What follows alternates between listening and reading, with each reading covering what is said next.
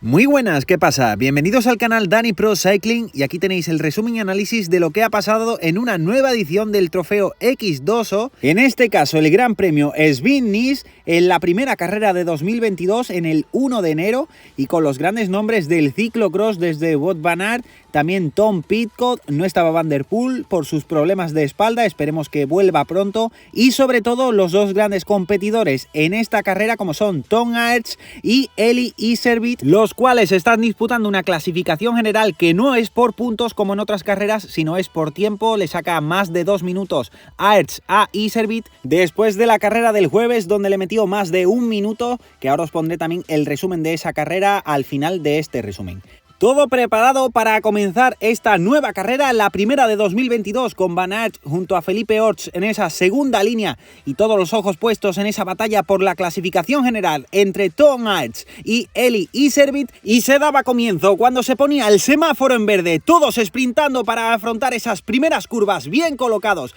y veíamos que tanto Iserbyt como Pidcock afrontaban esas primeras curvas para también evitar esas montoneras. Pidcock cogía una pequeña ventaja en esta primera vuelta que nos servía para conocer el circuito con el pit lane muy cerca de ese inicio, un tramo de escaleras justo después de ese pit lane, bajadas con raíces y la zona de los toboganes que le servía para dar algunos saltos y exhibirse para conseguir la fotografía, y justo después de estas partes tocaban las zonas con muchísimo barro, mucho fango durante todo el recorrido, una subida también que tenían que hacer a pie corriendo, al igual que una zona con muchísima pendiente lateral, un zigzag con muchísimo barro, y llegábamos a la parte media del circuito que tenía un pequeño tramo de asfalto que nos servía también para ubicar las posiciones en carrera con ese cuarteto que se estaba yendo por delante, donde estaban tanto Pidcock, Iserbyt, Tom Aerts y Van Aert, y la parte final del circuito con una rampa y una bajada, justo después otra subida entre las raíces que le servía para hacer un pequeño sprint a todos los ciclistas, última zona con barro, donde veíamos una de las caídas más duras del día de Van Kessel, que se daba un golpe con la cabeza con uno de los barrotes, pero poco después se levantaba, aunque en un principio se había quedado inmóvil y nos había asustado. La parte final del circuito con ese tramo a pie, hacían los tablones, los bunny hop para superarlos, y justo después la recta de meta con el sprint, ya que había bonificaciones a los que pasaran en las 3 primeras posiciones en esta primera vuelta, y el grupo trasero que se estaban jugando de la 5ª a la 12ª plaza. Veíamos cómo Van Kessel pedía que le cambiaran el casco porque estaba roto, y comenzaba la segunda vuelta con un Tom Aerts que cogía esa primera posición e intentaba poner un ritmo más duro para quedarse en solitario, pero en la zona del zigzag de barro cometía un pequeño error y se estrellaba contra uno de los tablones de madera, mientras los otros 3 se iban por delante. En esa misma zona también Felipe Orts tenía una caída y veíamos que podía continuar, pero perdía bastante ventaja con el grupo que estaban persiguiendo a los que estaban por delante, y aprovechando que Tom Aerts se estaba quedando, el que aceleraba era Eli Iserbyt, y veíamos que Van Aert le aguantaba muy bien la rueda, y Pidcock siempre perdiendo unos metros, sufriendo mucho, pero sin descolgarse, formando este trío que estaba en cabeza, y por detrás veíamos que Van Torenhout estaba cogiendo a Tom Aerts, el cual estaba perdiendo cada vez más tiempo, y lo veíamos sobre todo en la zona de los toboganes, que esa caída le había afectado en ese primer momento y estaba en 5º lugar, mientras Van Torenhout se acercaba a los 3 de por delante, pero también tenía el mismo error en la misma zona en el zigzag de barro y perdía unos metros importantes, y en este momento Wout van Aert cogía la cabeza de carrera, y lo que nos tiene acostumbrados es que una vez que la coge mete un ritmo espectacular e intenta soltar a sus rivales, y aceleraba en cada una de las zonas duras. Pidcock aguantándole la rueda, mientras veíamos que Iserbyt estaba sufriendo, pero tampoco quería dejarlo, y aprovechando la recta de meta volvía a contactar. Solo quedaban 4 vueltas para el final, y nuevamente Van Aert aceleraba para intentar soltar a Pidcock y a Iserbyt. Sufría Iserbyt, pero Pidcock se agarraba con todo, aunque parecía que poco a poco le iba sacando unos metros, y sobre todo después de la zona de barro volvía a arrancar con todo Wout van Aert y hacía sufrir a Pidcock e Iserbyt, y le empezaba a sacar unos metros, lo que parecía que esto sería como las carreras que hemos vivido estos últimos días, que poco a poco iría sacando más tiempo y llegaría a línea de meta en solitario. Pero en esto del ciclocross, en cada vuelta cambia todo, y cuando contaba con unos 10 segundos de ventaja con Pidcock en la última zona de barro, en una de las bajadas se iba al suelo Wout van Aert,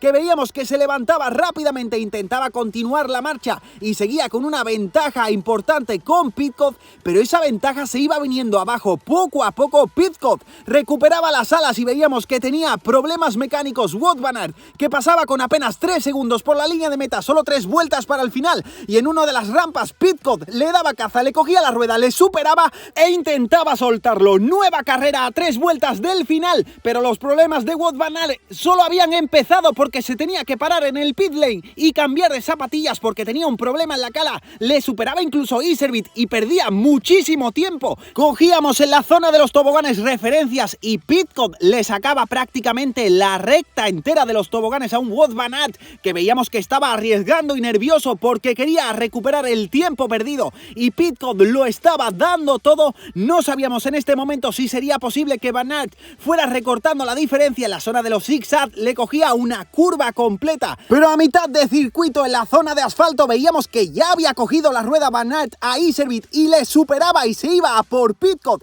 el cual estaba apretando con todo porque sabía que tenía la oportunidad de conseguir una victoria y de negarle a Wout van Aert que consiguiera su 7ª victoria en la 7ª carrera de la temporada. De momento pleno de van Aert y las cosas se le complicaban en el día de hoy. Cogíamos esas referencias que estaban en torno a los 10 segundos y al hacer un nuevo paso por línea de meta, solo 2 vueltas para el final, Pidcock con 9 segundos de ventaja con Wout van Aert. El monstruo van Aert iba detrás de Pidcock para casarle y la diferencia iba bajando poco a poco, minuto a minuto. Se iba acercando cada vez más. En una vuelta ya lo tenía a mitad de la zona de los toboganes y sobre todo al llegar a la zona de barro, la superioridad de van Aert era incontestable y Pidcock hacía lo que podía, pero al llegar a la zona de asfalto media del circuito, sprintaba van Aert y le cogía la rueda. En solo media vuelta le había quitado esos 9 segundos y aunque Pidcock no se rendía, la superioridad de van Aert parecía clara, pero en este circuito donde la técnica es muy importante, todo se tendría que ver en la última vuelta. Llegaban igualados, se vigilaban y esto lo aprovechaba Iserbyt para acercarse, que incluso parecía que podría contactar.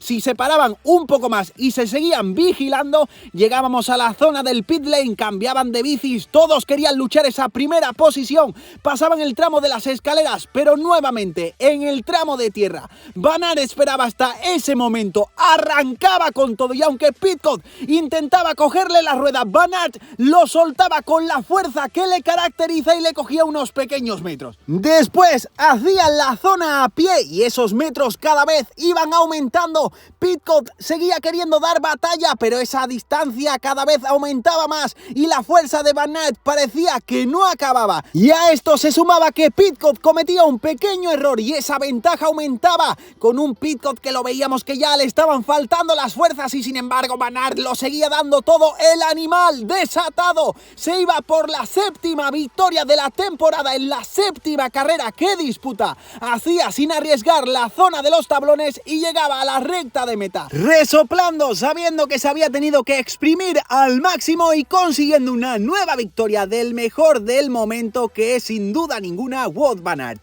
Segundo, Pidcock, que nos ha dado un carrerón y un espectáculo e incluso aplaudía por la batalla. Y tercero, Iserbyt, que sprintaba porque los segundos estaban en juego de la clasificación general. Llegaba a Tom Aerts, que perdía prácticamente toda la ventaja que consiguió ayer, llegaba a 1.16, en cambio Iserbyt estaba a 29 segundos. Quinto lugar para Van Torenhout y luego llegaban Turner, el ciclista de Ineos, luego Van der Harst, Adam, Swift, Meuns en 10º lugar y también podíamos ver la entrada en meta y el final del circuito de Felipe Orts, que después de la caída perdió esa batalla por la lucha del top 10, pero llegaba en un meritorio 11º lugar para él. Gran carrera también. Y os enseño las imágenes de podio antes de enseñaros las clasificaciones. Ese tercer puesto para Iserbyt, que ha recortado bastante tiempo en la clasificación general, pero sigue segundo. Segundo de la carrera de hoy, Pidcock. Y la victoria nuevamente, al igual que el jueves, para Wout van Aert, que nuevamente le daban un pato gigante. Así que si habéis llegado hasta esta parte del vídeo,